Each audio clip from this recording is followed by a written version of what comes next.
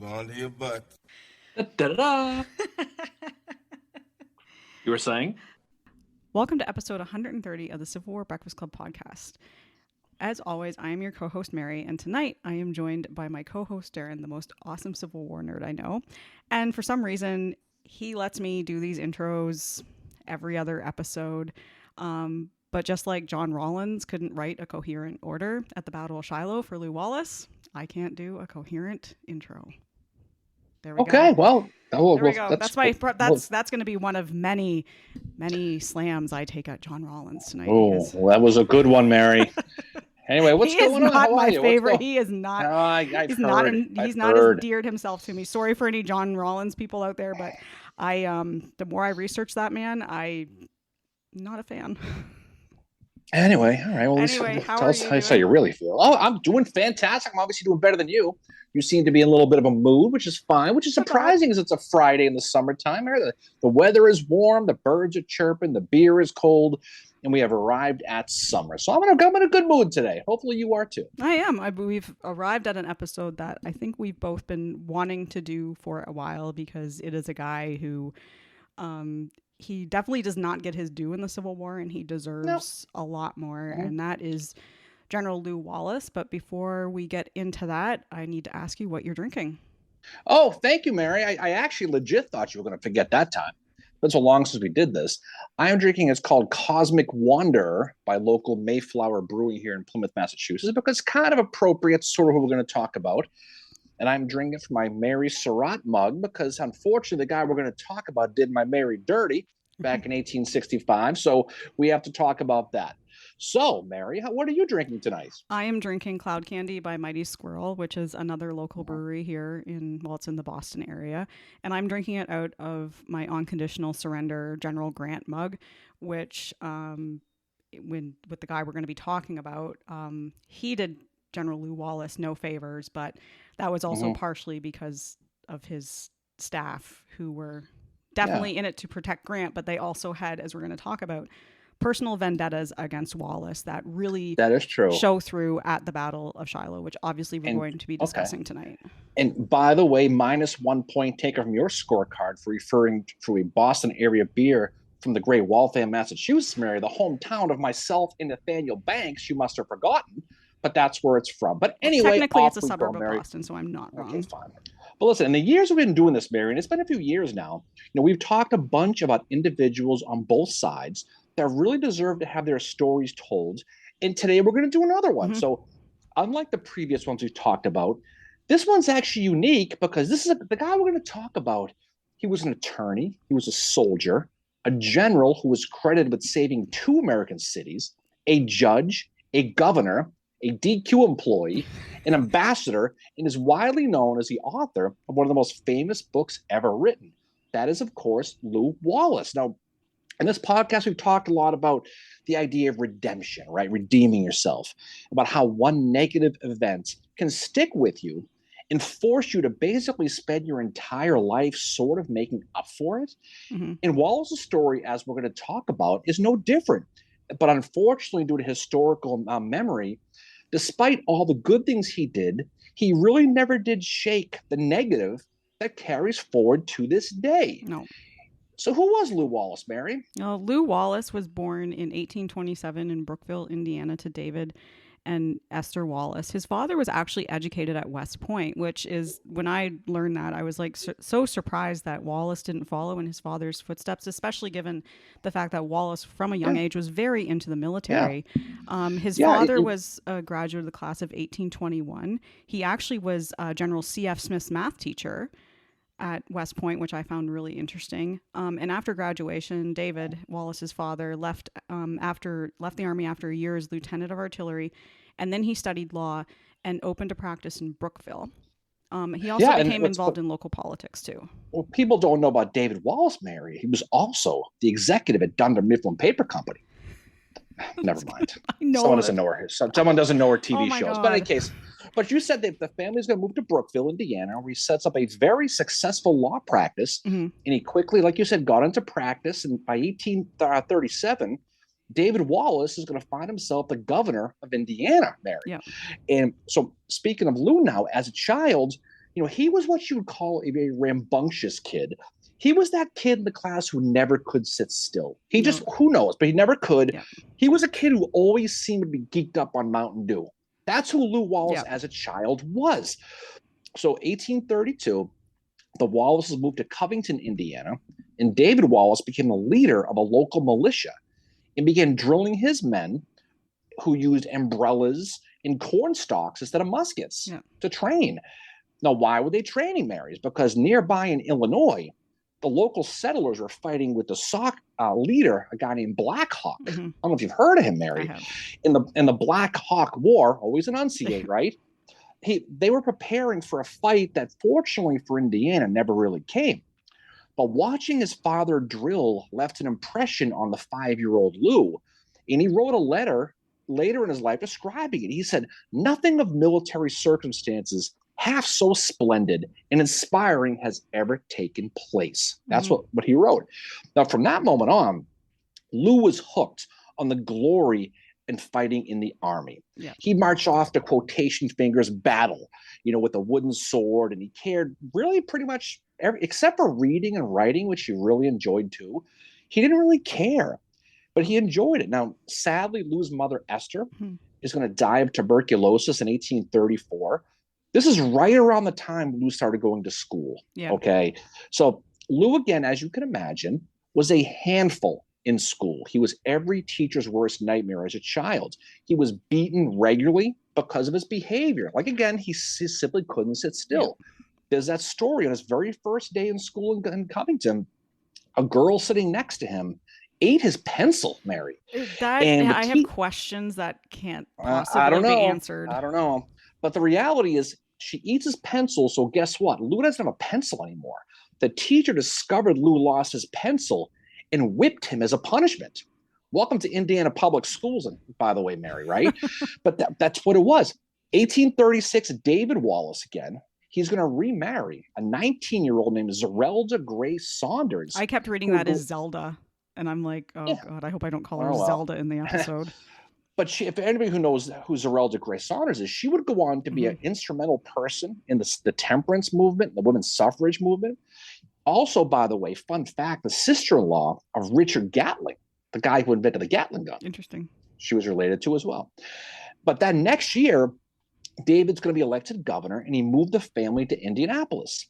And soon he enrolled Lew in a very private, swanky school in Centerville, Indiana, who would be better able to deal with someone like Lew, right?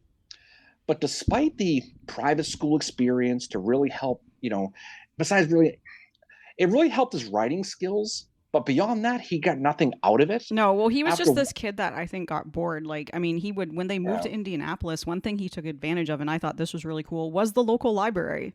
So as a librarian, I really appreciate that. But he would spend many hours at the state library there, and he would read like Walter Scott and Plutarch and James Fenimore Cooper and all that. So he is like a very voracious reader.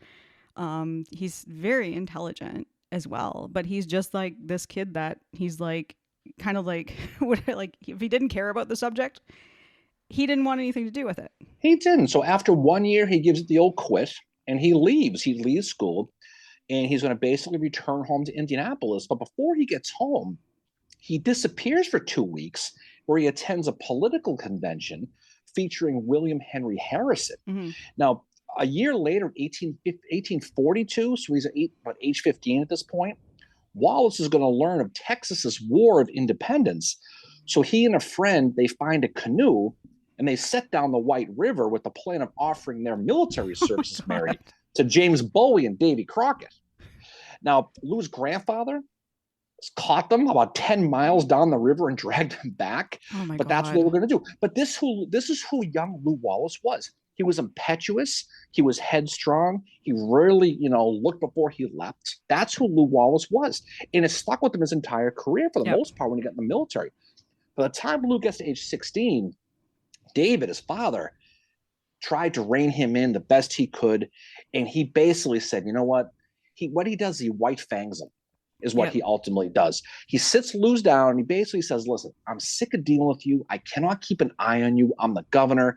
He sent him away to live on his own at age 16 and told him he's no longer going to support him financially or in any other way. He basically tells Lew to go out in the world and make it on your own. Yeah. Goodbye. Tough love right there. Yeah. Good advice from some people I know, but that's the reality, right? But what David Wallace did though, he left Lew with a strong affinity for two things: politics, right, and the military. Mm-hmm. So Lew ultimately got into politics, but not as a Whig like David Wallace Yeah. was. He actually becomes a Democrat Yeah. initially, and he's going to basically reluctantly follow in his father's footsteps into law. Mm-hmm. But in 1846, he's ready to take the bar exam, and the United States, Mary, declares war on Mexico. Yeah. And Wallace's mind quickly drifted from the law into the military. So in his autobiography that he's going to write later on, he's going to write, and I quote, Mary, of what consequence was a license to practice law? How petty the soul which could be screwed down to prefer a court to a camp. Now, he rushed through his bar exam to take the test. And when he took the test, he attached a note to his test that he had to mail in to his instructor. And the note said, "Dear sir, I hope the foregoing answers will be to your satisfaction more than they are to mine, whether or not I shall be going to Mexico." And he sends the letter off. The examining judge who got the letter actually responded to him.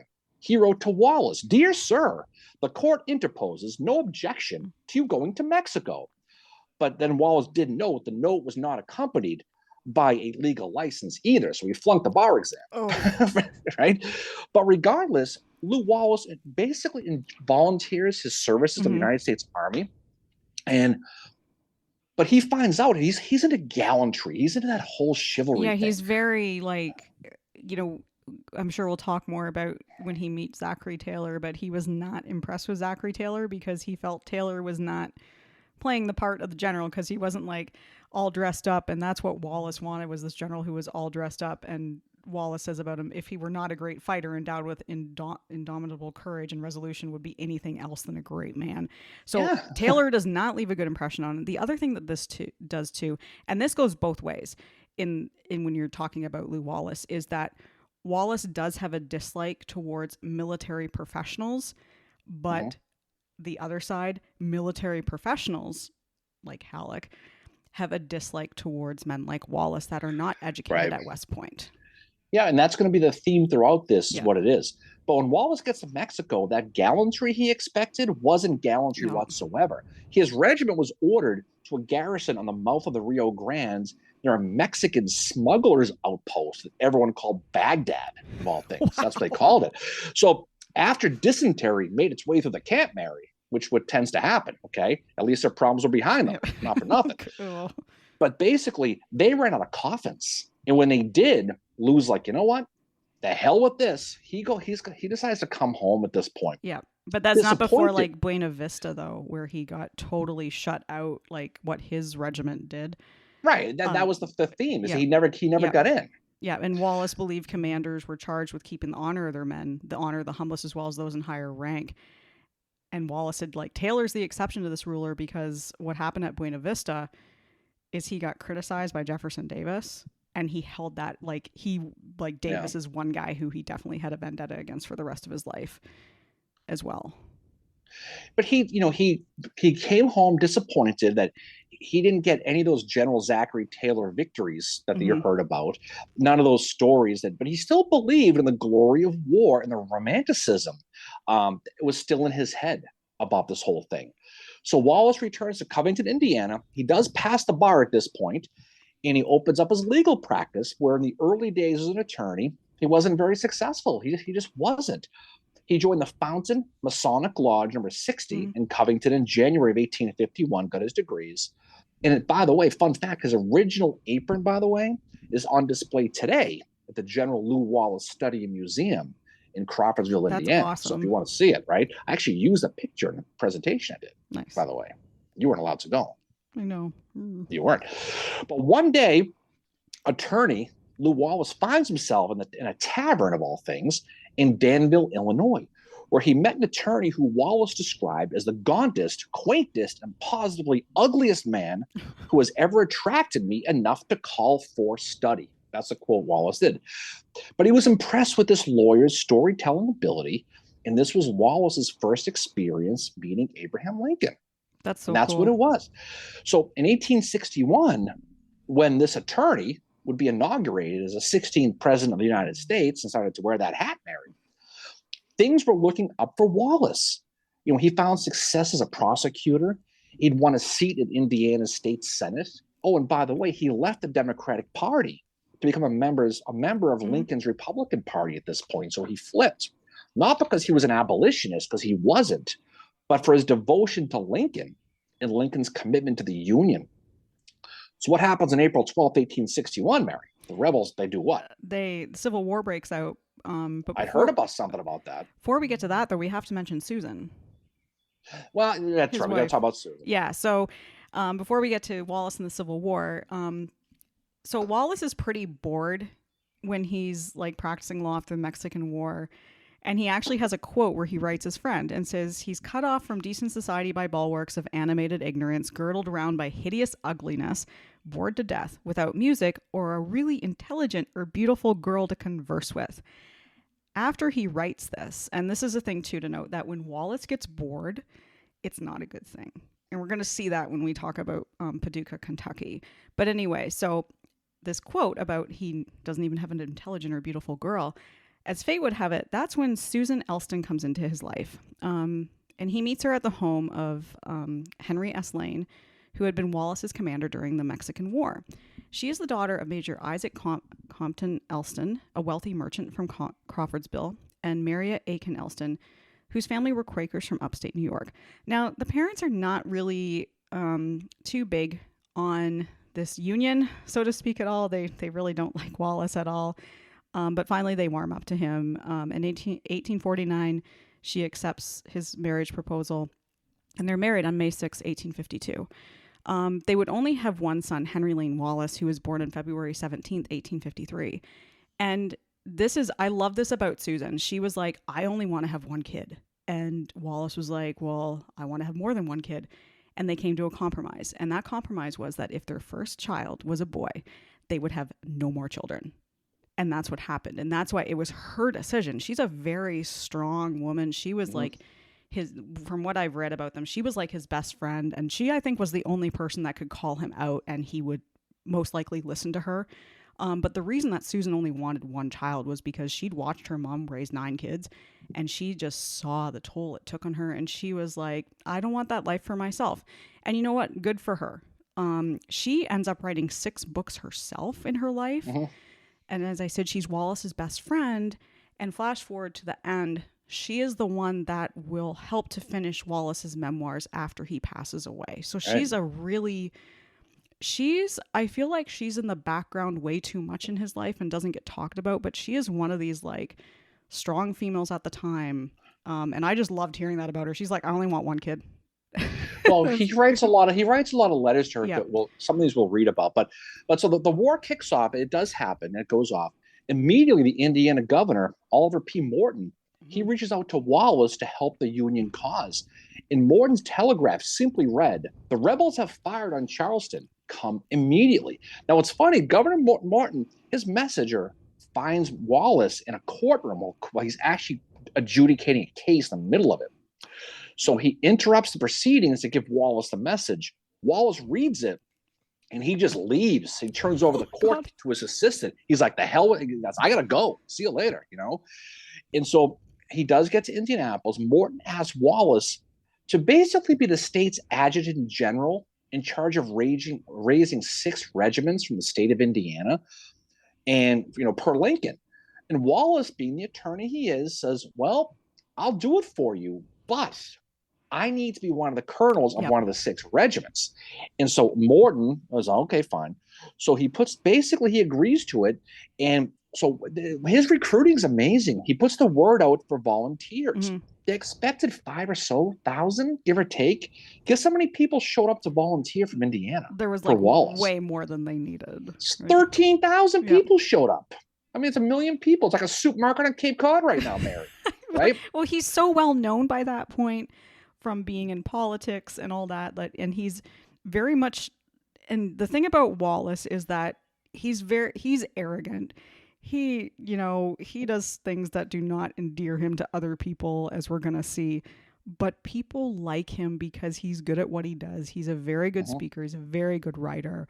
But the politics definitely, plays a role here. Like, for instance, like when he was a Democrat, Zachary Taylor ran for president and did not take Indiana. And one of the reasons for that was Wallace just went on like this complete, like almost smear campaign against him because of the Mexican War. He was like, Yeah, don't vote for this guy, kind of thing. And no, absolutely. that's the influence that Wallace has at But this do you point. realize what a tough job he had? He Oh had, yeah. as the adjutant general, he had to arrange all the travel plans. Yep. He had to provide food. He had to provide all their medical needs. God knows how many DQ cards he had to give out to get people to come out there. Well, he He probably had got the two. family discount because he was an employee.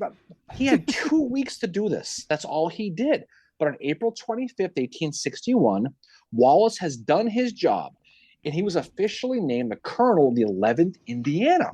Now, interesting thing about the 11th Indiana was Wallace decided to have this regiment be what? Be Yeah, Zouaves. And the idea of Lew Wallace dressed as a Zouave is hilarious, that but is that's what it actually. was.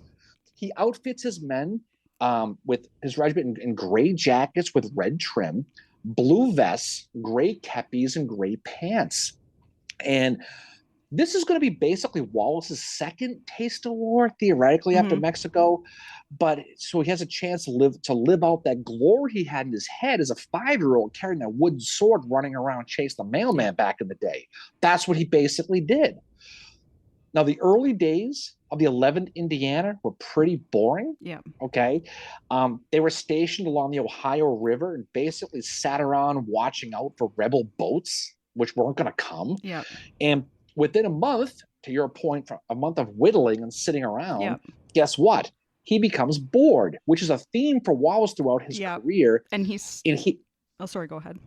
he's so bored out of his mind, he's going to request that his regiment be sent to the field, kind of like Matthew Broderick in Glory. Send me to the field, Yeah. right? Well, he uses He his political connections to get what he wants at this point. And he is just like basically writes a guy and's like, "Hey, I'm bored. Give me something to do. We want to fight." but He wanted to fight. He's like, I he like was, and the thing about him is, I'm not sure what kind of condition this guy had, but just like as a child, he could not sit still. he probably He had just had to be ADD. probably, but he didn't. He couldn't. He had to be on the go, go, go, go the whole time, to the point like he was just always over caffeinated. He just couldn't sit Yeah. still. But he gets his wish on June 5th, 1861, and Wallace's men are going to be shipped east to Cumberland, Maryland, to support Union activities at Harper's Ferry, Mm-hmm. which is about 60 miles away. Now, here's the thing: on the train to Cumberland, Wallace begins to hear rumors of a rebel camp 20 miles south of Cumberland in the town of Romney, Virginia, which is Mm-hmm. now West Virginia. Now, when they got to Cumberland, his commanding general, a guy named Robert Patterson, not the same guy from the movies, Mary, Batman. different Robert Patterson. Not, yeah, I guess he would be. Yep. This Robert Patterson is an Irish-born Mexican war vet, but here's the thing: he hasn't arrived yet. No. So Wallace is unsupervised, Yeah. right? He does get But orders from him though. But he does, though. He finds himself a note left for him that says basically, if you have a chance to attack a smaller force, and basically go for it.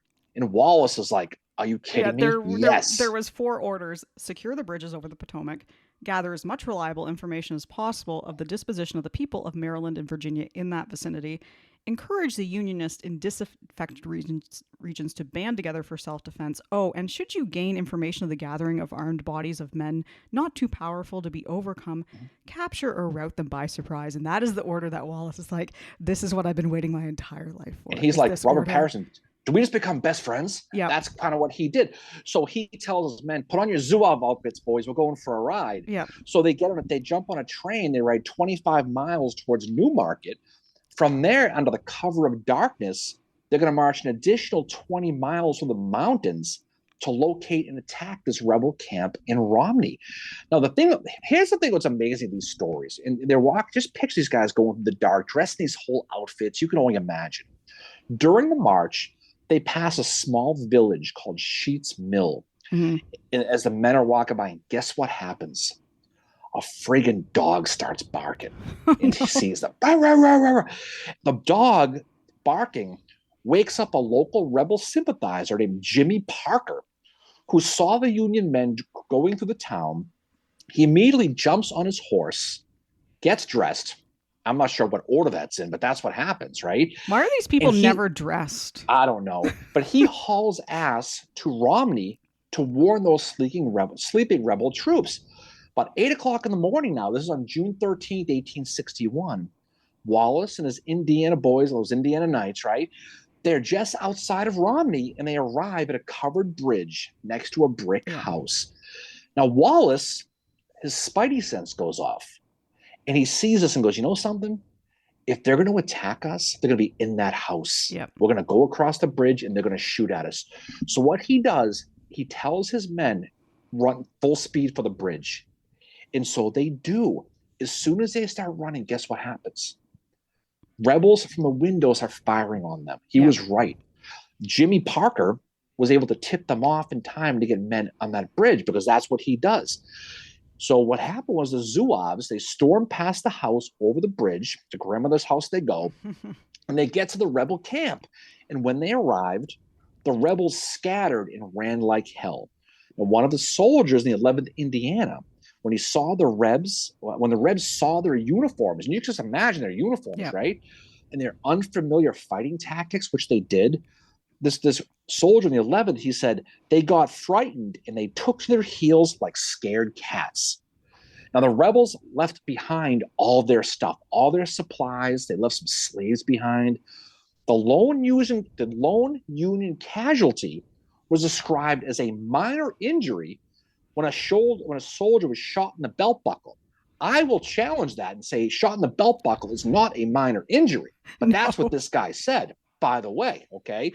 Now, apparently he was very bruised because the bullet ricocheted off of a guy's boot and went into the guy's belt buckle, and apparently he just like was so horribly bruised from that.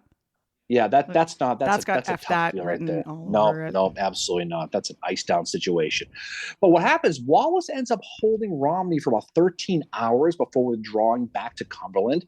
Now, despite the fact that Romney would fall back into the rebel hands pretty much the next day, Wallace's raid, we always talk about these battles with their bigger implications, right? Wallace's raid, what does it do? It forces General Joseph E. Johnston to withdraw from Harper's Ferry, in which allowed the Union now to regain that vital B&O railroad, right? So, fun fact, Romney will change hands 56 times in the American Civil War. And I did not know that until I studied Lew Wallace. It's just one of those things. But this is the impact that this Romney raid did. Yeah. So the victory at the Battle of Romney was a very unexpected one. And Wallace's word, what happened quickly got back to Washington. And Lew Wallace now, his star is on the rise within the Union Army, to the displeasure, like you said earlier, of many West Pointers who don't care for these political officers, Mary, right? Nope. Lincoln, he's going to basically say, he's going to speak of Wallace's splendid dash on Romney. Harper's Weekly is going to publish a drawing of Wallace in his full Zouave uniform. You can look it up, leading his troops to victory. Now, Wallace was proud of the success he had of the 12's effort at Romney, but he says they astonished nobody as much as ourselves. But you know what it did? It went to his head, and that's the problem. And it doesn't take much. Wallace is already an arrogant guy. And you know what he says to his wife? The letter he writes after Romney, he writes to Sue, like you said. And this is what he read. This is what gets him right. He writes to his wife, and he said, "This is right after Romney." Okay, he writes. This is what's going on because other things going on that aren't going good for the Union Army at this point. But he has his moment in Romney. So he writes, defeat follows defeat, mismanagement after mismanagement. And he describes how quickly the Confederacy would fall if he were in charge. Oof. Yeah, he is. So, but again, he's not the first guy to talk big to his wife. I'm not going to lie. No. But his overwhelming confidence in himself, for the most part, was really deserved, though. It really was. Yeah, it was. I mean, he is. And I think the thing with Wallace is that he, as much as he doesn't like the professional soldiers from West Point, he is very intimidated by them because he knows he doesn't have the same education. And I think because of that, he realizes he has to work he feels he has to. I think he feels he has to work harder. I don't know. That's just my opinion on, like, from reading about him, that he's up Sure. against these guys that have been educated, and he's like, well, I have to prove myself that much more than these guys. But the thing with Wallace is he's good at it. Like, Mhm. he's got whatever you need to be a good military guy. Wallace has it in the same way that, someone like John Brown Gordon has it. These guys that are not West Point educated. But the problem is that in the Union Army, men like Halleck and even Grant and Grant staff, as we're going to talk about soon about regarding Paducah, they do not like the volunteer soldier No, because they haven't been educated for some reason the same way they have, but somehow Wallace is doing really, really well with this. he is. So he's a rapidly fast rising officer of the Union Army. Yeah. He's going to be sent west, you just hinted at it, to Yeah. join Ulysses S. Grant's army as they prepare to invade Tennessee. Yeah. And on September 3rd, 1861, Lew Wallace is going to get his star. He's Mm-hmm. going to be he's going to get a promotion to brigadier general.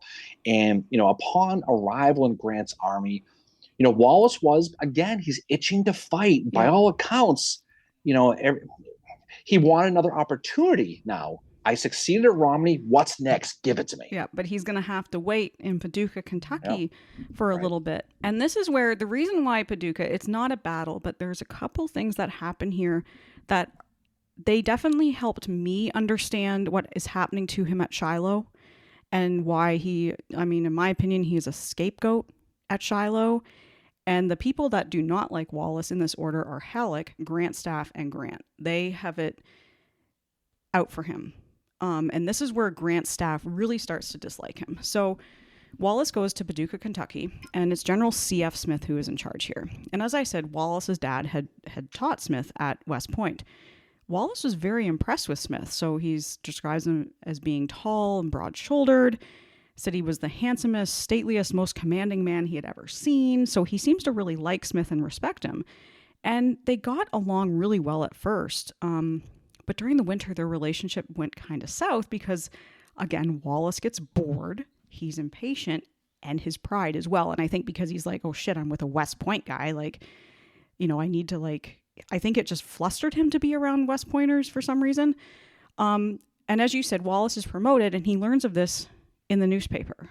And with this promotion, Wallace is now going to be commanding more men. And this is a daunting task because keep in mind, Wallace has been doing this in the Civil War for 5 months. That's it. And he's suddenly commanding more men. And so after this promotion, Smith sits down, has kind of, dad, son type of thing talk with him, but basically tells him obedience is the key to army service and this is going to guarantee your success. And the greatest military geniuses possessed an aptitude for planning and executing military operations. And he also said the words Wallace loved to hear, he must fight. But for whatever reason, and I think it might be because Smith was a West Pointer, Wallace is just ignores that, throws it all out the window, whatever. He doesn't listen to what Smith is telling him. And he starts to ignore the regulations that are set out for them at Paducah. So on September 28th, Wallace writes directly to the Secretary of War asking for 2 more regiments of Indiana troops, the 11th and the 23rd, to be assigned to his command. He wants his 11th back because he's no longer in charge of them. Assignments were technically up to Smith, so Wallace is overstepping his bounds here. He's going directly to the Secretary of War and he's like, whatever, I want this command back. And I think it's because that's how he got to fight before, was his political connections. And he thinks if I can get right to the head dude, Secretary of War, I can get what I want. Wallace also gets the 8th Missouri, which is also a Zouave regiment. So he knows how he can train them. Wallace wrote his wife on October 5th that he had set up his headquarters in a deserted home in Paducah, and he was beginning to live, and I quote, like a general, whatever that means.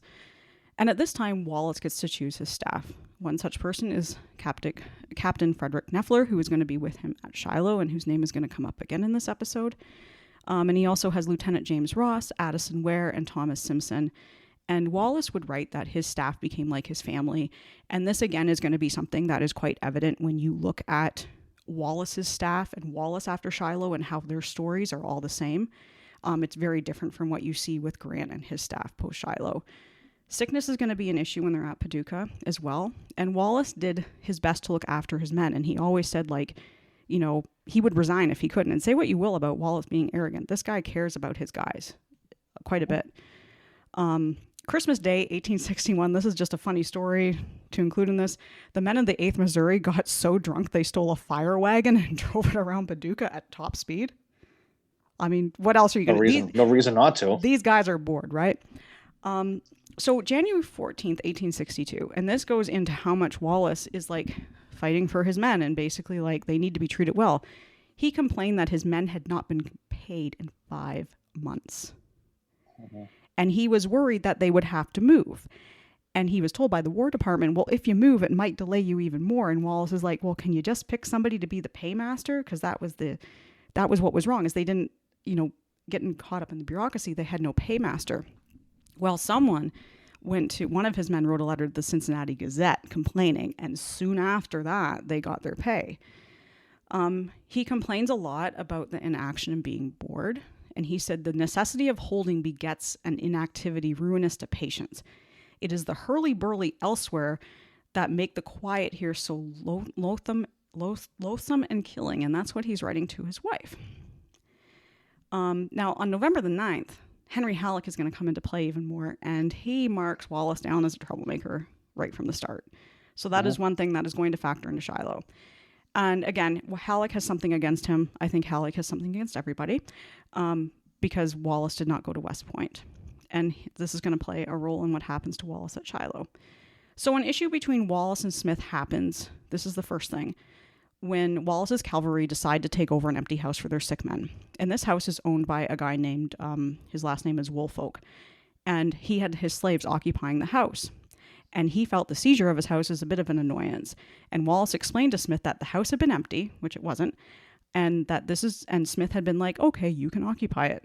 Because the policy at the time, and Grant adhered to this because it was Lincoln's policy, was that Grant had given assurance to the town citizens that no matter Union or Confederate, they would be defended by the soldiers and their rights, including those of the slave owners, would be respected. And again, this is Lincoln's policy as well. So Wallace, when Smith finds out, says like, you need to leave the house. And Wallace, he writes Smith this letter and he's like, nope, I'm not leaving the house. And he also informed Smith that Woolfolk was undeserving of protection since he declared his adherence to the Confederate cause in the presence of Wallace, who is a very strong Unionist. Wallace also did not agree with Grant Lincoln's policy. And when Wallace didn't agree, much like when he was in school and didn't want to do something, he had a tendency to just do his own thing, which again does not endear you to people, right? If you're going to go against what your bosses want you to do, what the policy is. When you're like, I don't agree with this, I'm just going to do my own thing. So Wallace threatens to tender his command and go back to Indianapolis. And then Smith is like, dude, you can't just up and leave without orders. You can't do that. So on November 25th, the issue escalates. Woolfolk, or a member of his family, displayed a Confederate flag. This really ticks off the 11th Indiana, who Wallace goes to Smith and requests permission to remove the flag, and Smith is like, no, you can't, because again, the policy is that we don't touch these guys. They're allowed to do whatever they want. So the men of the 11th ended up very angry. They take their band with them and they march, band playing a song, down to Woolfolk's house, took down the Confederate flag and replaced it with a U.S. flag. And there's debate as to whether Wallace was involved, but whatever the case, he was likely cheering these guys on. Smith called the incident a great violation of military discipline, but not much is done about it. But this is something that it hit the newspapers, so Lincoln's reading about it, Halleck's reading about it. And this is just reinforcing Halleck's belief that Wallace is a troublemaker. Here he is, he's going against policy. He's marched on this guy's house, ripped down the flag, and put up the American flag, which, that's how those guys felt about it. But the final incident is one with Grant. Grant comes to visit Paducah in late October, and that evening, Grant is in Wallace's parlor. C.F. Smith is there too, and they're sitting around exchanging war stories about the Mexican War. Wallace said Grant was a fine talker, excellent in descriptions, and they were up until nearly midnight, because boys will be boys, right? So, of course, stories appear that Grant was drunk, that it was a beastly drunken revel, and it really embarrassed Wallace and Grant because that's not at all what had happened. And the source for this story was one of the regimental chaplains who was with Wallace.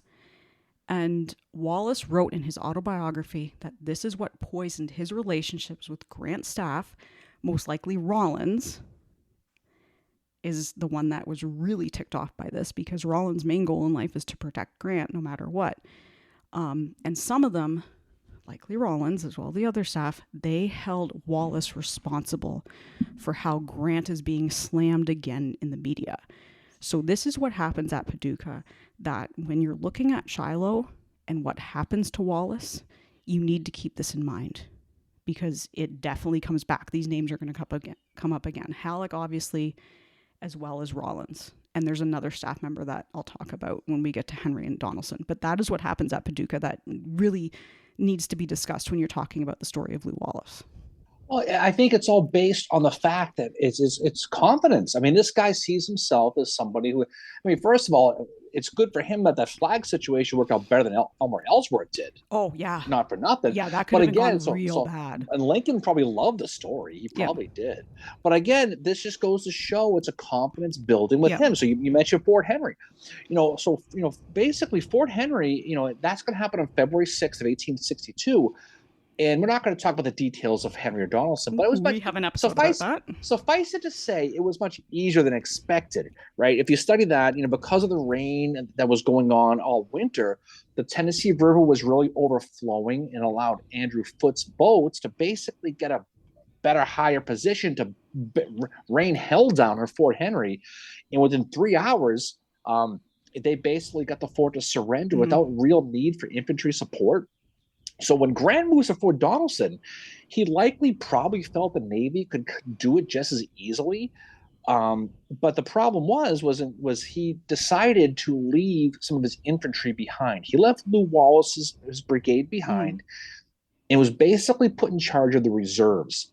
It's like, the adults are going, you stay behind. That's what we got this. So of course Wallace is pretty pissed off and he's whining, complaining. And because he's left behind by Grant, and it must have reminded him of his early assignment on the Ohio River when he first took off the 11th Indiana. He complained to Grant's aide-de-camp, Captain William Hillier, who you mentioned, right? Who told Wallace, basically, you were not meant to be left behind. I know General Grant's views. Then he's joking. He says, he intends to give you every opportunity to get shot, right? Yep. And of course, it was a joke by Hillier, but of course, Wallace just grumbled. He didn't want to hear it. Yep. So February 13th, Grant learns that the assault on Fort Donelson ain't going to be as easy as they thought. So Henry Halleck, who Grant messaged, basically told Grant to get more men to Fort Donelson ASAFP. Yep. Right? He does. So what happens is he's going to basically recall Wallace from Fort Donelson. And what Grant does here too, with these men, he creates a 3rd division and puts Wallace in charge of the 3rd division, right? And we're not going to go too deep into the Battle of Donelson. Like you said, there's a whole episode for, right? But Andrew Foote's Navy gets pounded like the Bills in January, right? And so for the most part, he ends up getting hurt himself. Yep. In the foot. He ends up, and ironically, right? So basically, he goes back to his command ship, and Foote requests a face-to-face meeting with Grant. And of course, Grant agrees with this, and he goes to meet Foote. Now, before he goes, Grant's going to tell Wallace, listen, stand pat while I'm gone. Don't do anything. Do not engage the rebels. Don't have no parties, no friends over the house. Yep. He just tells him, just stay where the hell you are. Just behave yourself, right? While I'm gone. Now, this is on February 15th. And what happened that night, if you remember from the episode, Mary, you probably don't. But that night, what happened was 8,000 rebels attempted a Kool-Aid man out of Fort Donelson to break away to get to Nashville. They would say that we're just breaking away with this. Now, at this point, Wallace's 3rd division was between John McClernand, right? He was over with him. His 1st division, and C.F. Smith, who you mentioned, his 2nd division. Now, at 8 o'clock p.m. now, McClernand is going to request help from Wallace, who is following Grant's orders to stay put. So he just kind of sits there. 2 hours later, what happens? A second message arrives from McClernand. And so Wallace is like, well, this guy must be in trouble. So what does Wallace do? He's going to basically send a brigade, 2,500 men to the right to support McClernand. And then he realized, despite the orders from Grant not to do so, he's going to have to do it. Now, Wallace felt the best course of action was to go on the offensive, as you say, and they're going to march his men down that Winds Ferry Road. Yeah. Donelson, right? Now, when the escaping Rebs arrived, they're going to run into that buzzsaw now when they hit two of Wallace's brigades under Charles Cruft and John Thayer. Now, they're going to push the Rebs back, and when Grant returns, he saw the situation, and he orders Wallace. Now, he's like, okay, well, I like the initiative. Now I want you to lead an assault to retake the ground on the right-hand side that we lost when the Rebs came out of the fort. I want you to go get it, right? February 16th, the Rebs surrendered Fort Donelson, and Wallace got credit from Grant for basically acting on his own initiative and driving the Rebs back to the fort. Wallace, he's rewarded by being promoted to Major General at age 34, the youngest Major General in the Army at this point. Yeah. So his star is on the friggin' rise, right? And with control of Fort Henry and Donelson, the Confederates are going to fall under Albert Sidney Johnston. They're going to fall back to Corinth, Mississippi, which is that vital railroad hub with the Memphis and Charleston railroads and the Mobile and Ohio railroads meet. And it was considered the backbone of the Confederacy, right? So the Rebs have fallen back. A lot of it has to do with Wallace and Albert Sidney Johnston. And here's the thing: he knows that Grant is sitting up at a place called Pittsburgh Landing, right? And he's chilling. He's hanging out doing nothing because he's waiting on the arrival of one Don Carlos Buell's army of the Ohio. Now, Johnston knows that when Buell arrives, his army is going to, with Grant, is going to be about 70,000 men versus about 45,000 or so, give or take, for Johnston. Okay, now you're the math major, Mary. So it's a bad math equation here for the Rebs. So Johnston knew that the best bet was to attack Grant at Pittsburgh Landing before Buell arrived. This is the Battle of Shiloh. We're not going to talk a lot about the history of this. But Grant was frustrated, though, because he was told not to attack Johnston. He knew Johnston was in Corinth. Yeah. And he had, you know how many times Halleck told him not to attack him? 15 times. Yep. 15. How many times have you told anybody 15 times nothing besides me to stop yelling at the TV when the Celtics are losing, right? But that's what happens. So for Albert Sidney Johnston, the dilemma is to dig in at Corinth and wait for Grant and Buell to team up and then come get him, which you knew was going to happen. Get him? Or get him before the armies merge. And of course, that's what Johnston does. Now, we're not going to get into details of Shiloh again. There's an episode of Shiloh. But Grant, feeling that he would basically be moving pretty soon, he chose not to entrench as a precaution. He basically had Lew Wallace's 7,500 man division up 6 miles upriver where he could kind of watch the Union flag. Yeah. That's what he was going to do. Now, Wallace, to his defense, he chose his time while he's sitting around in camp because he can't sit still to reconnoiter the area and find the best road and way of communication to the rest of the army, which in some cases were 5 miles away. So it's early spring in Tennessee. The rain's been falling. Much of the area is flooded. Now, the area around the river in a place called Snake Creek, there was a road called the River Road that basically hugged the river, and it was the easiest, most direct way to the rest of the army. But also it was flooded. So what does he do? He sends the cavalry out to find a better road in case he needs to go somewhere quick. They're going to find a road called the Shun Pike. And Wallace instructed his men to widen the road, corduroy the road, I mean, they probably had those guys with the orange there, cause all kinds of traffic when they lined the roads out. But they were doing that because this road could handle his division and the artillery in case they had to connect to the rest of the army quickly. I think And he so he, realizes, and I think he does say, afterwards, like, we all had like an inkling there was going to be a battle there, and he's preparing. And this is something to keep in mind when you're looking at the aftermath of Shiloh, which is, I mean, this battle that, Shiloh, obviously, like you said, we've done an episode about it, but this is going to haunt Wallace for the rest of his life.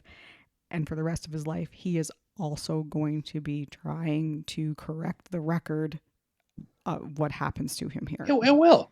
April 5th, 1862, Grant's going to tell Wallace to come to his headquarters about 5 miles away. And Wallace never told Grant about the Shunpike. No. That's the thing, is he never told him about it. Now, Grant assumed that if he was going to come, it was going to come on that river road that was kind of washed out. And it's a closest, but it's also the most difficult way to get down there. Everyone knows what happens the next morning. Johnston's going to attack at 6 o'clock in the morning. He's going to surprise Grant and Sherman, despite the fact they both denied to the end of their lives they were surprised by it. But that's the way that is. But up at Wallace's headquarters in Crump's Landing, along the river at Pittsburgh, is basically along the river at Pittsburgh Landing. Yep. Wallace hears the gunfire, and he knows that the battle's underway. He immediately orders his division to concentrate at a place called Stony Lonesome, Yep. which sounds like a really bad place for a singles bar, by the way. This, by the way, is the only time that Wallace waits for orders. Right. He does. But he starts looking for Grant. What am I going to do? Yeah. Grant comes by on a steamer, comes cruising by, and he yells to Wallace to bring his division together, which he already did, and wait for orders. Again, Wallace becomes angry because he wants to get going. He wants to fight. It's his personality. He hated waiting for anything. Imagine him at the drive-thru at the DQ beeping, right? When you're slow in the Blizzard machine, worst right? nightmare. Oh my God. So Grant's going to basically ride ahead of the battlefield and realizes he's going to need Wallace's division. So he sends orders to him. And this is where the great controversy of Shiloh begins, like you said a few minutes ago, that still continues today. Grant did not write and sign the orders, which was against military protocol. That was true. He dictated the orders to a quartermaster named Algernon Baxter, who was sent to go find Wallace. Now, Baxter finds Wallace about 11 o'clock in the morning, and here's the controversy. So Grant said later, the message he dictated to Wallace was to come to Pittsburgh Landing, right? Wallace said the note said to move to the right of the Union Army.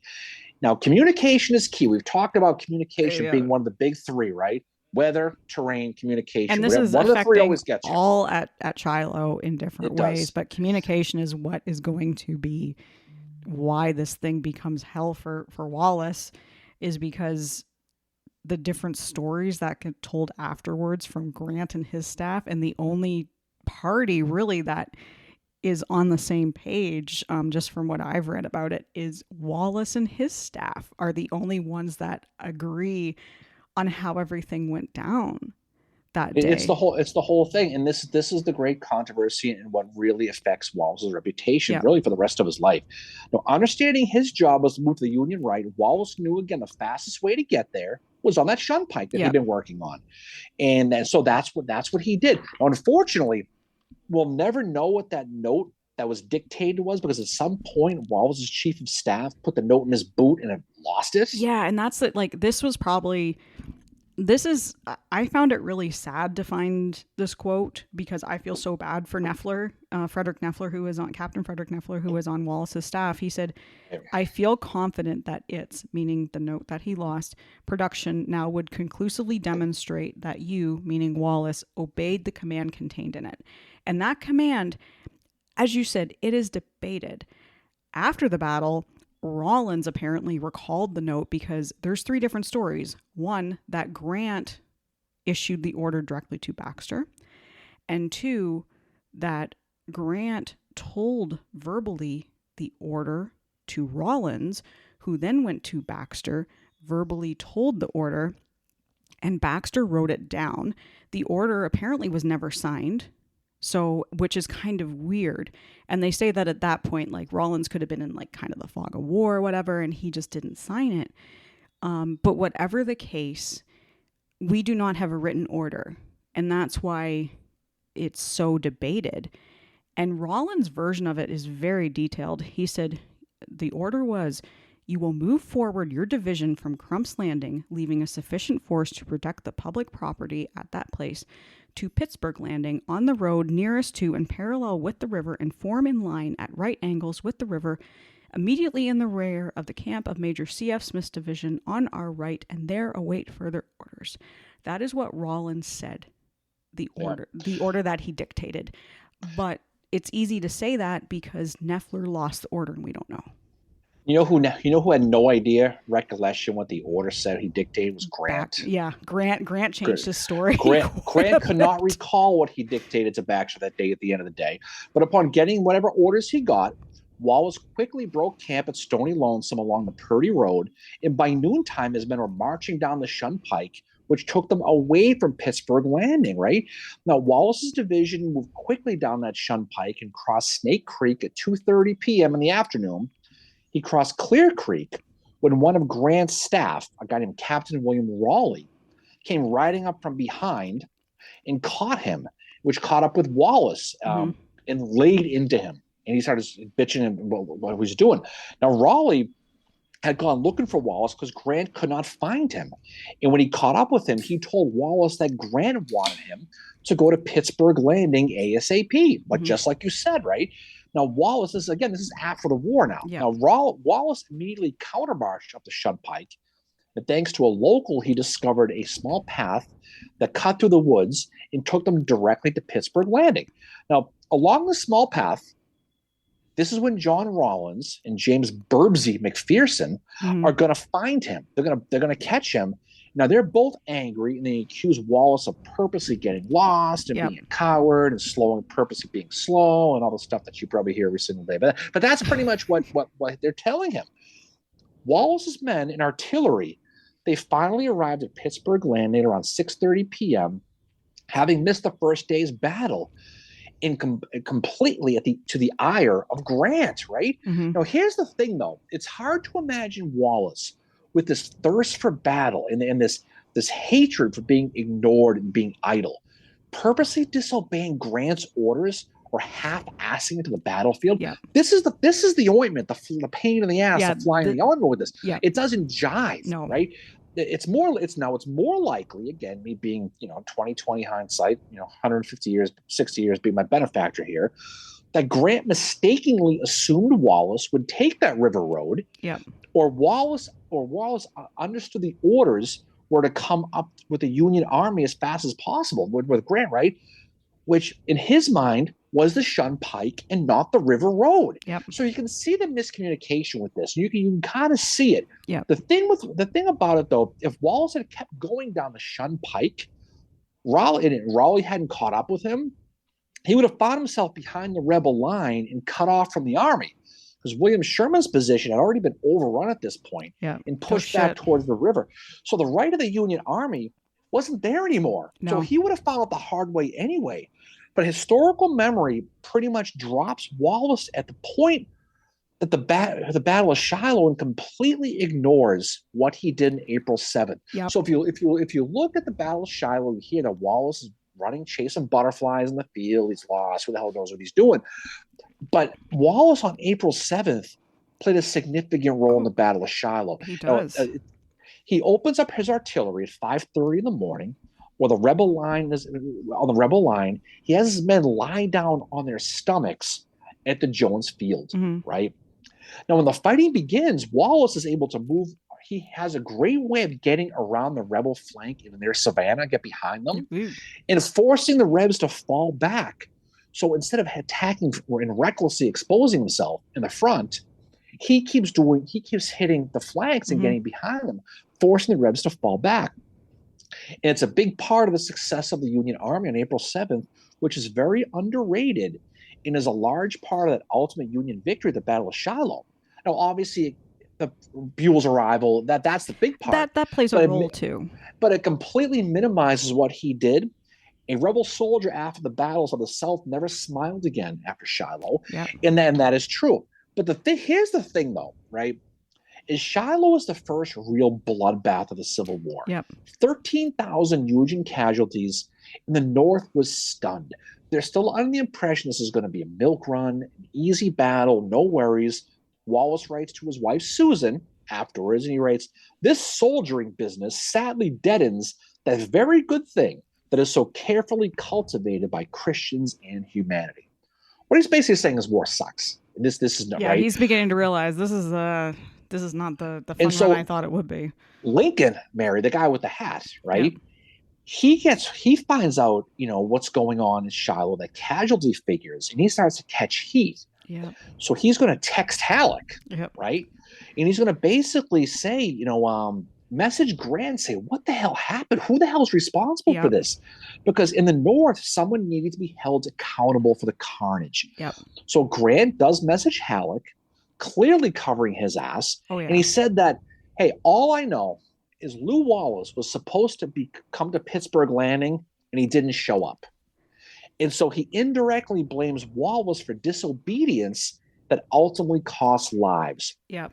Being a non-West Point guy, he's an easy target, Yep. and he's an easy scapegoat. And And that's what happened. and But I was saying, this Wallace wasn't supposed to it was not where he was supposed to be. Narrative spreads to the North like a Yep. virus, and Halleck ends up pulling Wallace from the field and basically puts him in charge of the reserves as a punishment. So he's clearly the guy who gets blamed. Halleck has, he had already labeled Wallace as a troublemaker. The thing with Grant is Grant went to his staff and was like, told them this, and they're like, oh, it's Wallace. It's definitely Wallace. Again, this goes back to what happened at Paducah. There was one person in particular, besides Rawlins, a Captain William Hillier, who he said Wallace, he told Grant this, should have reached the field by noon. And Hillier, this is the second time he does this. He basically, quote unquote, lampoons Wallace, calls him a coward. The reason that Hillier has it in for Wallace is because at Henry and Donelson, Hillier asked Wallace, he said, you should really put me in your battle report. Me and this Clark Lago, who is also on Grant's staff. We need to be included in this, that we were helped to be part of this victory. And Wallace is like, I didn't see you on the field. You weren't there. And Wallace did not want to, as much as Wallace kind of rebels against, procedure and all that, he did not want to lie in an official report. And at this time, after Fort Henry and Donelson, Hillier writes his first kind of lampoon against Wallace, and he accuses Wallace of exaggerating. And when Wallace found out, this thing circulated amongst Grant's staff, and they were all in agreement on it. Wallace was beyond angry about it. But then Hillier doubles down, as I said, and does it again after Shiloh, accuses Wallace of being a coward. So Hillier is another one that really has it in. So a lot of where Grant is getting his information is from his staff, who have it in for Wallace because of the incident in October where Grant was accused again of being a drunk, and they held Wallace responsible for that. So a lot of this is this politics, and this kind of this Mean Girls thing that is going on. And Grant's staff, I get it. They're trying to protect him. But at the same time, you're throwing people under the bus. Like, you look at William Sherman's performance at Shiloh, it never gets mentioned really that, now it kind of does, that he's ignoring these reports. And Wallace even mentioned that. Like, Sherman was ignoring that the rebels were there. And the one thing that Wallace says about Shiloh is that Shiloh and its slanders, will the world ever acquit me of them? If I were guilty, I would not feel them as keenly. This is a guy that is going to fight for the rest of his life to have his name cleared of this. And yet, you know what the narrative is? The people who don't really study this say Wallace whined after Shiloh. Yeah. Which is laughable. It just is. So just to keep, so for the most part, when Grant moves south to Corinth, Wallace has to stay behind, and basically he was basically banished to West Tennessee at this point to babysit some railroads about 20 miles from Memphis, right? Yep. But over in Memphis, the city at this point is held by just 2 regiments. And almost immediately upon Wallace's arrival nearby, he gets a message from the regimental commander over there, and he basically says, I think I'm going to be attacked. Can you help me? Now Wallace again, he responds again. This is the Yep. impetuous Wallace by moving his entire division into Memphis Yep. without orders. And when Halleck hears of this, he completely He loses it. loses his mind over it. He tells Grant to basically take over for Wallace. This Yep. this guy, whatever, right? Now Wallace, understandably, he's angry, he's embarrassed, but he's impetuous and he can't sit still. The whole deal. He says, "You know something? I need to take a break. Can I have a 4-week pass? I Yep. want to go back. I want to go back home, take a vacation." Okay. A lot He of people hadn't think seen he his was wife in a really right, long but a time. lot of a lot of people think he was suspended or kicked out. He did not. No. He requested a break, and he did. Now, here's where Wallace screws up. Okay, he doesn't go home. You know where he goes? He goes to Washington, Yep. and this is probably the biggest mistake that he'll make. He goes to Washington on July 9th, 1862. He's going to meet with a joint committee on the conduct of war. And he takes a warm beer piss all over Halleck and Grant for how they're handling the war out west. Wow. And I mean, I and don't and blame him in a now way. now he does, but this he probably regretted that Oh one. yeah, I Okay, think he probably did. so when his leave ends, he's supposed to go back to Grant, and Halleck, not Grant now. This is again the Halleck. perception is Grant got rid of him. It was Halleck, not Grant. Okay, don't Yep. get that wrong. Halleck sends him instead to Cincinnati to go guard the city. Okay, now the Rebs at this point have invaded Kentucky, so the city's vulnerable. So on September 1st, 1862, Wallace is on to Cincinnati. That's where he's going. He's going to get there. Now, what does he do? He arrives in Cincinnati. Now he probably has some some of that chili, probably that spaghetti chili first That thing, that is right? amazing, by the He way. I know one no, it's person not. that It's absolutely horrible. hates it, but I It love it. sucks. I hate it. I can't Oh, wait. But chili but and he pasta gets is there. so good. But after he has his skyline chili, he imposes martial law in the city, as well as in nearby Covington, Kentucky. Okay, which is just over the river, Great home of the breweries, great by the way. home of the great Maine Strasse. Yep, good whiskey bars over there. Yep, Braxton Brewery. And, and he writes his famous battle cry to the city of Cincinnati: "Citizens for the labor, soldiers for the battle." That's what he writes. Now, what Wallace did in Cincinnati is really something. He recruited thousands of locals called the squirrel hunters, which were basically farmers to help defend the city. And he had about 20,000 U.S. regulars, too. Now, he wanted to use Covington, Kentucky, basically as a place to defend the area. So he had engineers. Now, this is an amazing thing. He has engineers. If you know the Ohio River, you know Hmm. Cincinnati and that area, to build a bridge to cross the river connecting Cincinnati and Covington. He does it in basically 48 hours. He builds a bridge. Now, if you know the area of the river, if you've been to Cincinnati, you'll see a monument there called the Black Brigade of Hmm. Cincinnati. And this honors a group of a couple hundred black men who crossed into Kentucky to help build these defenses. Now, here's why it's important. Kentucky at that point was still a border state. So Hmm. if you were African American in Kentucky, even from a free state like Ohio, you were asking to be caught by slave Yep. catchers, sent into slavery. But all he put the call out, and only one guy said no. Everybody else did.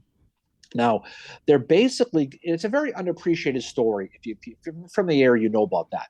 But there were thousands of basically, they used these guys to cut down thousands of trees in Covington to basically create a really wide open field of vision. Hmm. And they built defenses to help protect the city. September 11th, 1862, Wallace's men report seeing rebel activity not far from the location. Guess who's commanding this rebel force, Mary? Is old Henry Heath. Yep. He's arrived in Cincinnati with the plan of attacking Cincinnati. Now, once Heath saw these rebel defenses, he issues special order GTFO, and he falls back, and they never attack the city. If not for Wallace's defenses and his initiative to do so, it's very easy to imagine Heath sacking that city. Hmm. And who knows how history gets changes going forward if he takes Cincinnati, Ohio, And right? that's the thing Now, is this is something that Shiloh overshadows Wallace so Right, of much course it that does.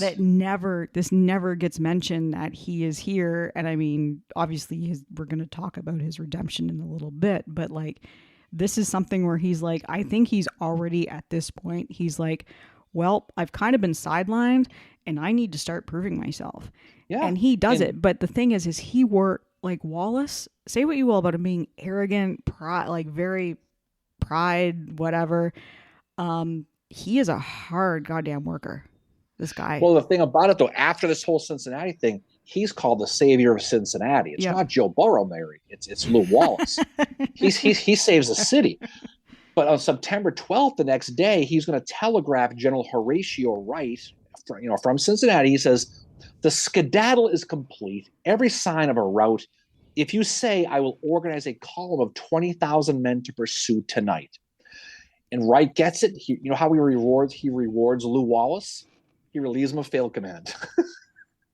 He just freaking dumps him. Like He, you can't win. Like Lew Wallace is like, I mean, I was trying to think who he's like in the Confederacy. It is like Beauregard, the he's like guy, a the Beauregard. He guy that is. does not like. He could have done really well. Although I do think Wallace in many ways is better than Beauregard, like when it comes to like Yes. command and stuff, because Beauregard's different. He's West Point educated, but the two of them get completely sidelined, and we never really get to see how good they No. could have been. You know? So what happens, instead of chasing him down and beating Heath and having an attack, he gets sent to the worst place in the history of the country. You know where he gets sent? Columbus, Ohio. That's where he Oh, goes. He gets sent to Camp Chase, a prisoner of war yeah. camp, where he's going to sit there without a command. Now, eventually, he's going to go back to Indiana on May 6th of 1863, Mm-hmm. and he's going to wait for orders. He's just going to hang out. So he's going to kind of bounce around. Mid-July, he's going to basically help defend a railroad in North Vernon, Indiana, from John Hunt Morgan's raid. And for the most part, he's just sitting around. He's idle because of the stigma of Shiloh that hangs on him like stink on a monkey. It's just there, right?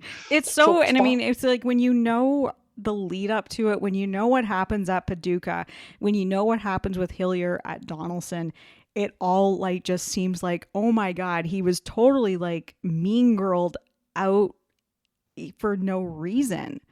Like he he's was, he was, he just was. But he because he went to the finally, wrong school. well, pretty much. But finally, on March 12th, 1864, it's getting late in the war now. Yeah. Wallace does get returned to active duty and was sent to Baltimore to give him command of the Eighth Corps. So he's in Baltimore, and he's tipped off by a Maryland railroad owner that Jubal Early, that fun lover Mary, has left Robert Lee's army in Petersburg and was heading back to the Shenandoah Valley through Beetlejuice things in the area. And we did an episode of this whole thing, so I'm not going to get the details.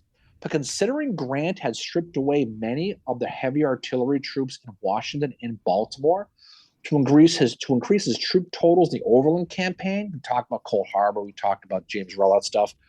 The capital is now vulnerable. Yeah. And if Early makes a run at Washington, he could get into it. Now, the nightmare scenario where the Rebs get into Washington and force Abraham Lincoln to leave the city on the eve of the 1864 election. I was going to say, this is an election. I know, like, Sherman in his memoirs, he's like, I was the reason Lincoln won. It's like, no, dude, there's like many things in play here. So Wallace takes about 6,000 men, his detached 8th Corps, along with 3 brigades of the 6th Corps, plus some cavalry under David Clendenin, and he's going to move to Frederick, Maryland, to defend nearby Monocacy Junction. Mm-hmm. Okay, August 8th, 1864, Wallace telegrams Halleck that if the Rebs approach Washington, he will attack them, despite the fact that he's outnumbered 3-1 at this point. Did you mean July? Now, yeah, August. Yeah, sorry, it was my mind. But basically, we're not going to go into details of the Battle of Monocacy, but basically, Wallace is going to stall Early's men before they fall back to numbers. But again, his defense is going to cost Early one crucial day. Mm-hmm. And while this was happening, Grant is quickly hurrying his guys from Petersburg to Washington to defend the city. Which at the time was defended by citizens and invalids, right? Yeah, and there's not much going on. And I mean, Wallace is going to say of this, and this is why it's like his redemption and his most notable thing in his military service, probably, the incident now reached will be conceded, I think, to have been the most trying and in point of service rendered the most important in my life. And I think Wallace is saying that not just in the, kind of the idea that he has defended Washington D.C. He's slowed Jubal Early and John Brown Gordon down, but this is also, I think he's saying, this is going to be hopefully my redemption from what has happened to me at Shiloh. Mm-hmm. Yeah. That this will be the way I can make myself back into the good graces again. But Early will eventually get to the outskirts of Washington while and this will result in the Battle of Fort Stevens on July 11th. But by that time that happened, Union reinforcements had arrived and the city was It's not as basically bad as saved. what it could have been. But it's why the Battle of Monocacy is called the battle that saved Washington. So again, this is the second city he saved, Yep. right? This is a big one. At first, Wallace, guess what, is criticized, Yep. For falling back. But again, Lincoln credits him again for saving the city and possibly his reelection and maybe the whole damn country. And for the first time in years, Lew Wallace gets to experience what? That battlefield glory that he's craved, right? Now, the war ending really basically just kind of meant Lew Wallace's career went into a different direction at this point. And again, we're not going to talk, but we're just going to kind of quick summarize what this guy did, and then we'll finish up with some bigger things. But he's one of those 9 military justices in the Lincoln conspiracy trial, basically the second in command, if you think about it. He was the lead judge of the Andersonville prison superintendent, Henry Wirz, who will ultimately be hanged for war crimes. Wallace is going to basically spend a few years in old Mexico, Mary, helping Benito Suarez regain control of the government. How do you find the heat there? This reminds me of Mexico, Mary. He reminds me of Mexico. But Wallace is going to return to Crawfordsville, Indiana, in February 1867 to continue his law degree, his law career, which he described as the most detestable of human professions. He hated it. Sounds like a lawyer. I have a member of my family who's a lawyer, and he's like, I've been doing this for like 40 years, and I don't like it. No, well, most don't. But while he's back in Indiana, he's going to write a small book called The Fair God, which had a little success, but encouraged him to keep writing. I mean, why not? Now, Wallace's ultimate glory will come by fate. In 1876, he's going to take a train ride to Indianapolis to attend the Third National Soldiers Reunion. And on the train, he's going to see many familiar soldiers from the battle, from the wars back in his day, but one is going to catch his eye. It was a man who fought under Wallace when the 11th Indiana at Shiloh, named Robert Ingersoll. Now, Ingersoll was a famous speaker at this point who traveled the country challenging religious beliefs at the time. He was an agnostic, and he would debate anybody about their religion. Basically, he was a non-believer and challenged anyone to prove that he was wrong. And his goal was to convert people into agnosticism, meaning it's just to be a non-believer. He didn't think it made sense. So Ingersoll and Wallace have a long discussion about religion. Now, at this point, Wallace was not a religious guy. I mean, he was a Freemason, but he just wasn't. And so they have a conversation, and basically Ingersoll challenged Wallace, do some soul searching. And you're a pragmatic guy, you're a military guy, you're religiously indifferent, and see what you come up with. And they have a long conversation about religion. And the quote that Wallace has in his memoirs, he writes, "I sat spellbound, listening to a medley of arguments, eloquence, wit, satire, audacity, and brilliant antithesis of believers of God, Christ in heaven, the like which I've never heard." This is what he talks about. He made Wallace think about it. He basically challenged him to just think about it and you'll see I'm right. I bet you that I'm right. This is Ingersoll. So Wallace thought about this for the next 4 years.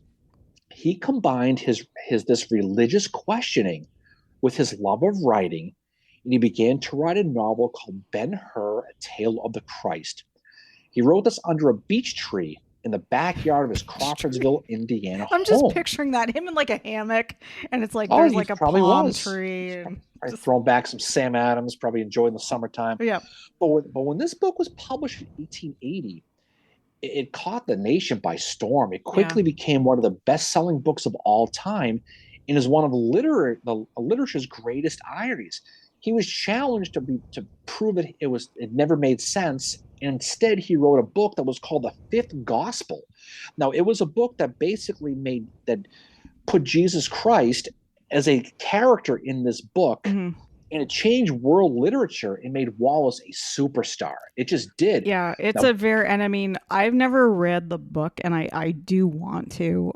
I've read other, like I tried to read one called Quo Vadis, and I love the movie, but Quo Vadis the book was terrible. Like I was like, this is so boring.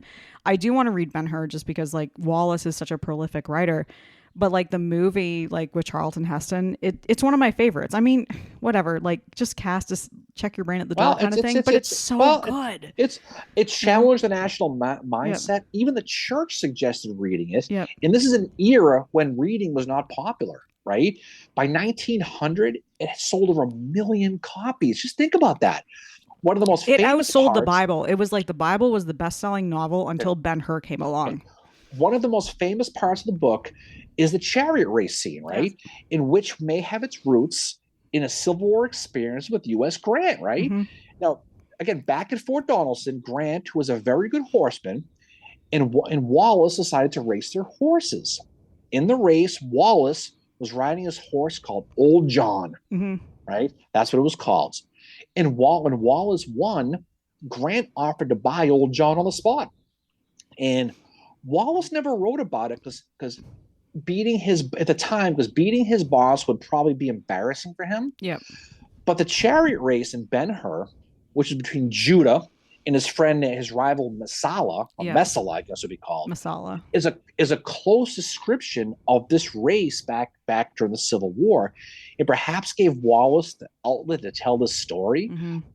without embarrassing Grant. Now, Wallace's popularity also resurrected his political career. So he was appointed by President Rutherford B. Hayes to be the governor of the territory of New Mexico in August of 1868. Yep. Now, here we go with this thing. This is Okay. where we get And into where it gets a little, I don't want to say controversial, but this is with Wallace and the Billy the Kid story. right. See, in New Mexico at the time, there were factions fighting over cattle and dry good interests in a county, which would result in several murders known as the Lincoln County War. Right. This is back to Capone Chicago stuff in more Yeah, modern this is times, like right? this. It's bad Right. And one out in this area at this time. one faction, the James Dolan faction, fought another faction controlled by John Tunstall and Robert McSween. Okay. Despite what you've seen in Young Guns, it's completely different. Okay. Now, murder was rampant and usually done by hired gunmen. One of these hired gunmen was a man named Henry McCarty, who also went by the alias of William Bonney, who was better known as Billy the Kid. Yep. Now, Bonney was a mercenary. By the age of 21, he was credited with 21 murders. Okay.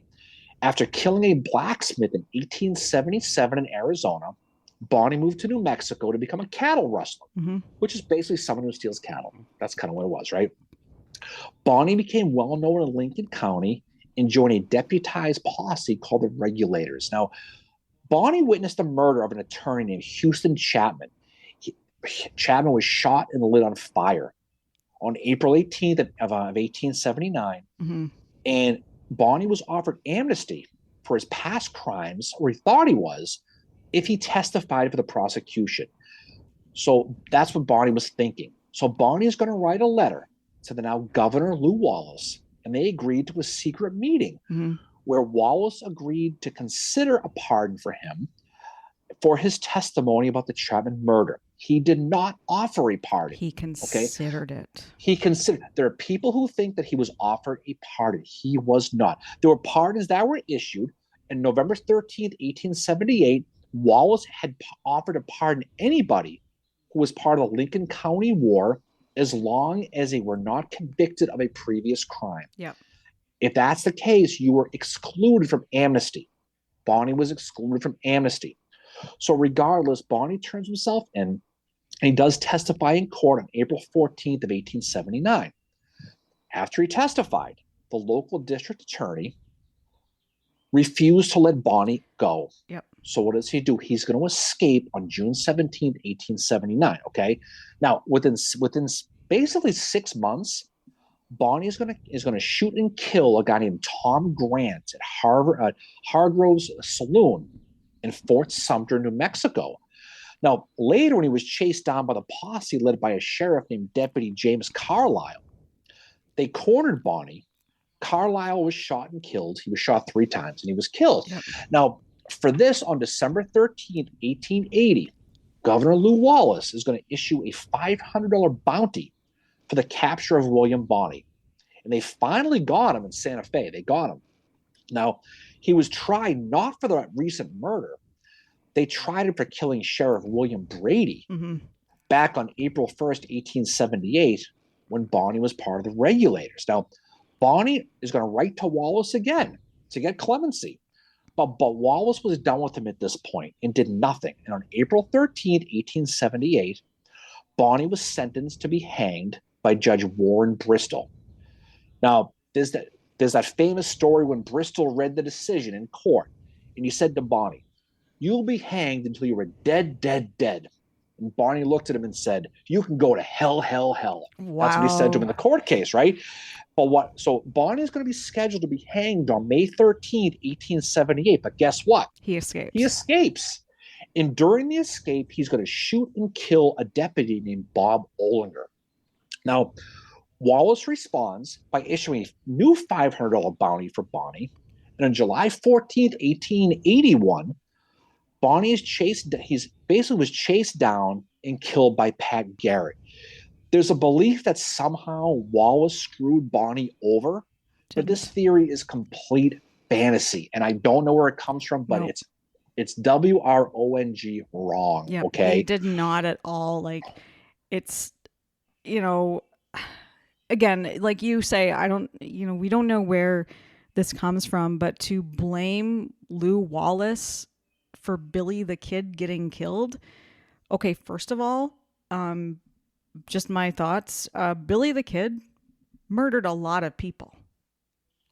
And I don't know how you can justify blaming Wallace for that at all. Well, he was never offered a pardon.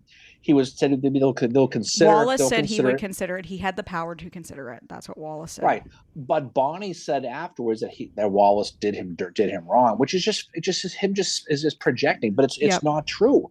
Now, after this whole thing happens, okay, Wallace is going to return east.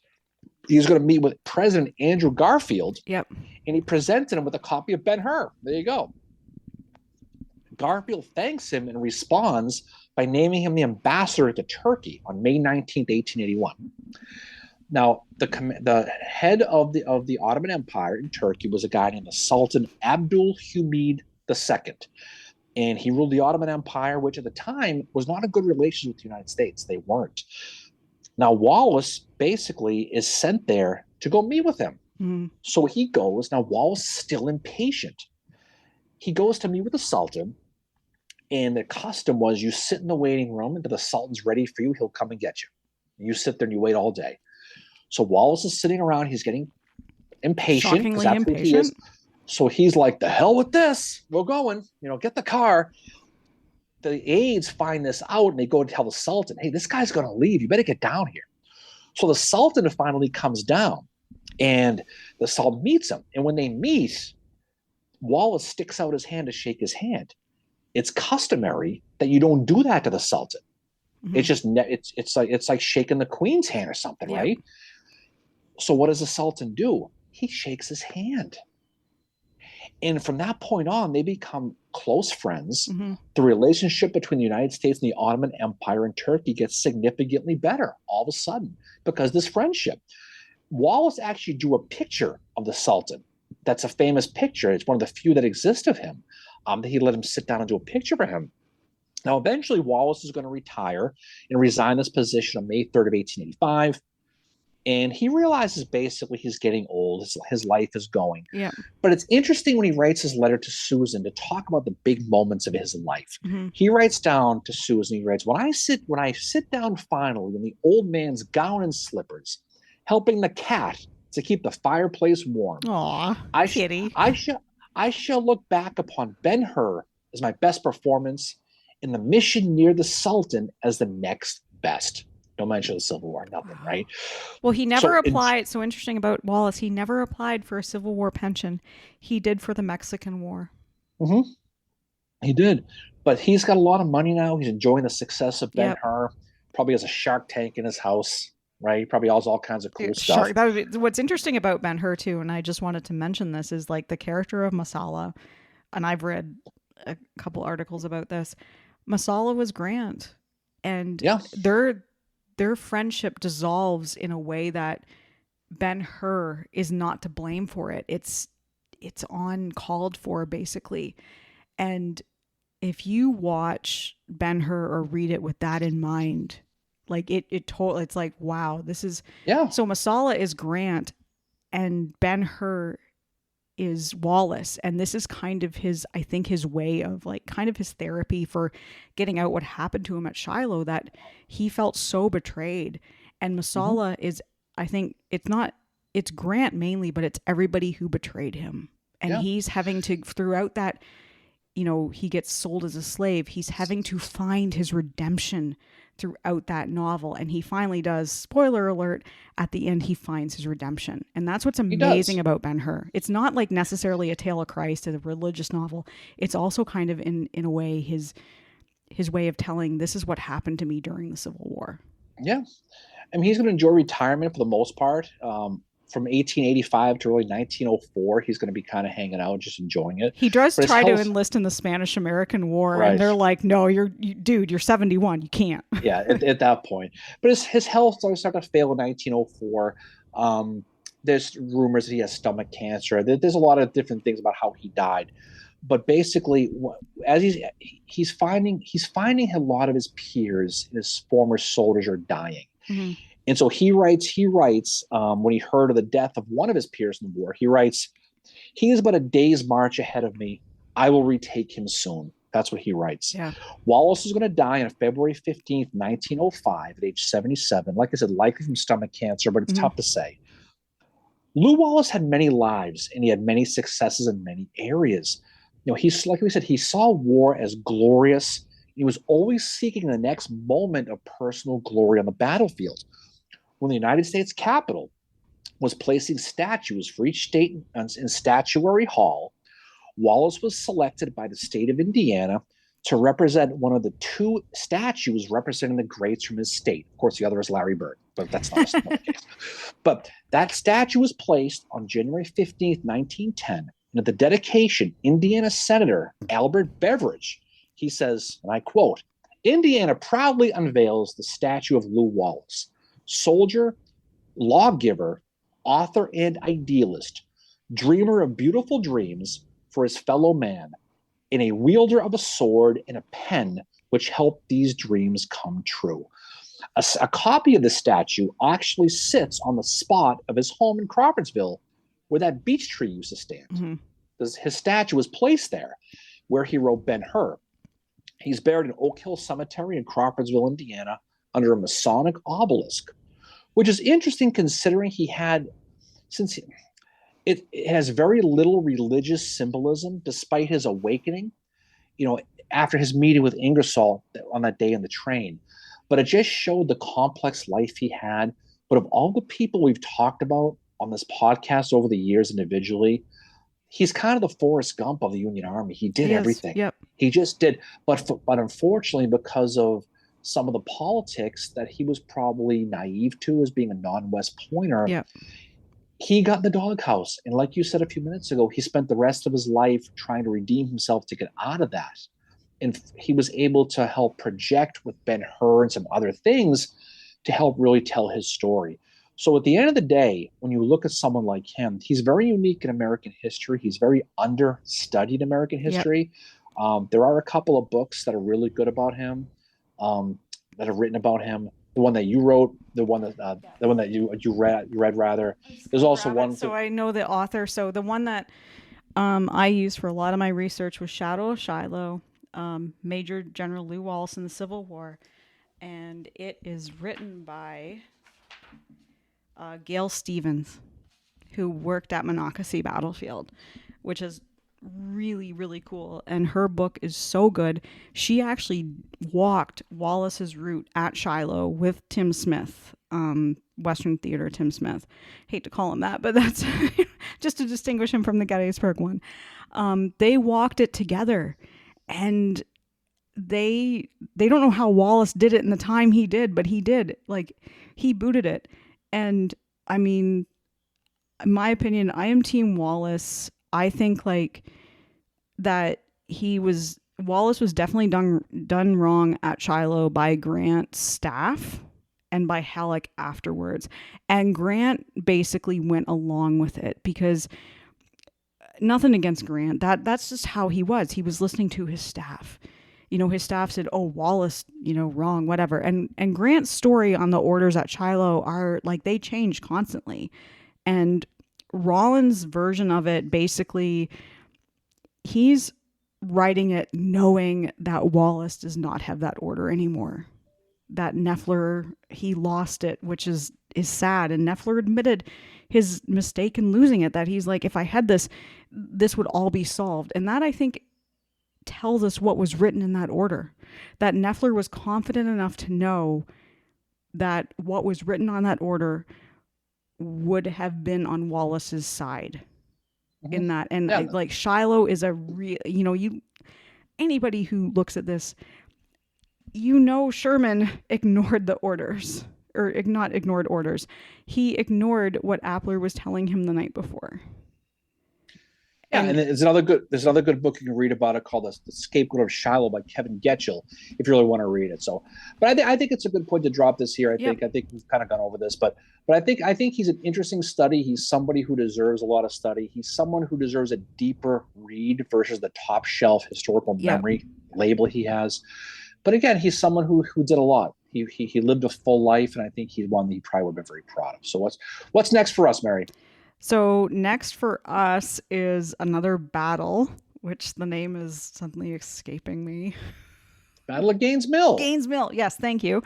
And then we are going to be recording remotely with about the Lincoln assassination at Fort McNair. We're going to be going to Fort McNair in a couple of weeks to do a story about the Lincoln assassination, and that'll be a good thing. We'll have a good time. Michael Coffin will be joining us, among others. So I'm looking forward to that. So we got a lot of cool stuff coming, but I think definitely read on some of these people, find out the stories behind them, because there's so much more to study with these people beyond the stuff you just happen to read in a one-line thing. So, any final words from you, Fitzgerald? Oh, I'm really happy to finally get to record about Wallace. And the one thing I do want to say is that Wallace, he visited Shiloh, and he did walk his route because he wanted to know. I think and the fact that it haunts him this much, I think that should be enough to know that he did what those orders said, even though we don't have them, and that he doesn't deserve to be the scapegoat of Shiloh. And when he passes away, his memoirs were not completed. And kudos to his wife Susan for completing those for him. Yeah, like, she's such a rock star in his life and doesn't get enough credit. Like I said, I think she's the only one that was able to say to him, you know what, you need to slow your roll. I think that was the only person he listened to. She was his best friend. When you think about it, when he died while writing his memoirs, I think he dropped off right around after he finished the Battle of Monocacy. Yep. And so she finished based on notes and letters he wrote. He finished the autobiography. But he had apparently stuff about Shiloh that he didn't get a chance to go in, and after he had been there again. She passes away 2 years after him in 1907, and she's very much a part. She's a part of his story too, that she doesn't get mentioned enough. You know, she's the one that he's writing to her and all that. But yeah, Lew Wallace is someone that definitely needs more study. You know, the Billy the Kid thing too is one that is not his fault at all. No, that is. He did not get Billy the Kid killed. No, he did. All right, so off we go, Mary. It's been a great long episode here, but it's great. I think it's great because it does tell a story. I think it's one that's definitely a fun one to research, Yep. definitely a fun one to talk about. So off we go. So everybody, we appreciate for you listening. Mary, again, go Celtics! Big night here in Go Boston. So Celtics. hopefully we get on the banner. We'll get one soon. It's been 5 long, miserable years since our last Oh, championship. So what's that like? Mine's 1948. the drought hopefully will finally mercifully come to an end tonight. There are 5-year-olds walking the streets of Boston who've never seen a championship. Hopefully it comes tonight. So off we go. So everyone, thanks. Have a great weekend. Hopefully it's warm where you are. It's going to be warm next weekend on the East Coast. Stay cool. Hopefully everybody has a great week, and away we go. Everyone, Mary, again, the pleasure as always yours. Everybody have a great weekend. Have a great weekend, everybody. See y'all later. Peace out.